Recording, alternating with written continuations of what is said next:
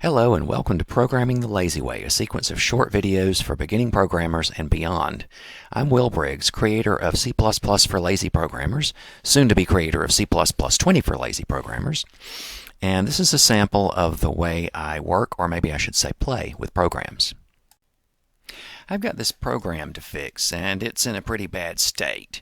It's a program by a friend who likes his privacy and might not like the things that I did to mess it up, so he'll just be known as question mark.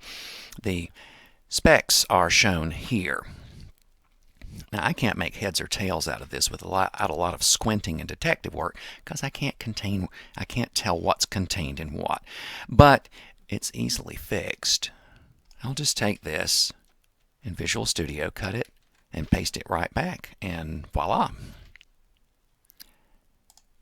In Emacs, what I do is I select all and hit Tab.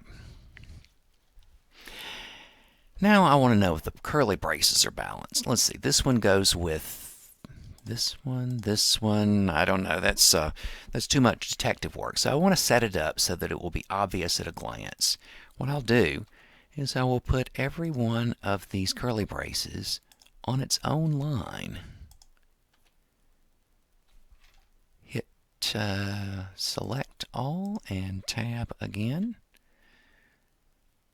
Okay. So now I can see this one goes with this one. They're lined up. This one with this one, this one with this one, and this one, that was the problem. Now that's fixed. I still don't know what the program does, so I will fix it up with comments like so to try to make it clear. That's better. Let's see what happens when we run it. Okay, it prints the frequencies, and these frequencies are correct, but it's kind of messy. It prints the frequency several times for each number that shows up, and it doesn't print the frequencies that are zero. It doesn't match the program specification. So it does the wrong thing. It does it correctly, but it's still the wrong thing that it's doing correctly. Now, ain't that just like a computer? So I'll write down now what I think it should do, like so. Find out how many times each number shows up, and then print the frequencies. That's not enough detail, so I'll go ahead and refine that into how it's going to do it. For each position in the array, find out what number is there, here, here, or here, and add 1 to the frequency for that number. And then you go on and print it. Looks like I'm going to need to keep track of frequencies, so I'll do that.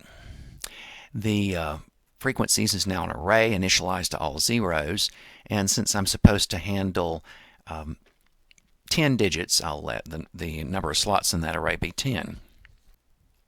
What I'll do now to write the program is I'll make a copy of this algorithm, leave one up there in case I need to consult with it, and I'll use this for putting in the real C++ code, keeping this stuff as comments. When I do it, it'll look like this. For each position in the array, and there are how many numbers, find out what number is at that location. We're going to store it here, and add 1 to frequency for that location.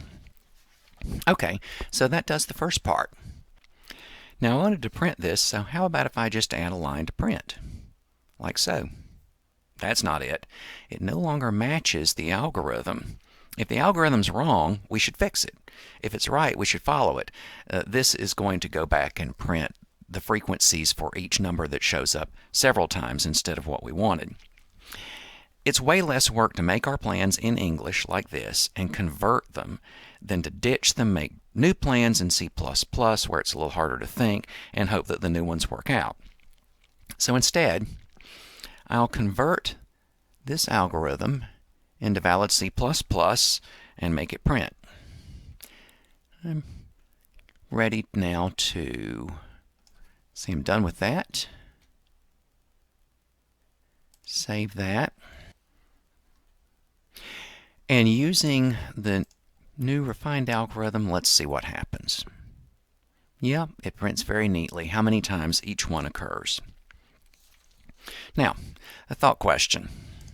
Suppose that the program specification changes. Suppose we're only supposed to print frequencies that aren't 0. What would you change? Or suppose we're going to print them in ascending order by how many there are. First the 0 frequency numbers, and then those that occur once, and then those that occur twice, and so on. Would you change the algorithm, or would you patch the code? The algorithm's the way to go.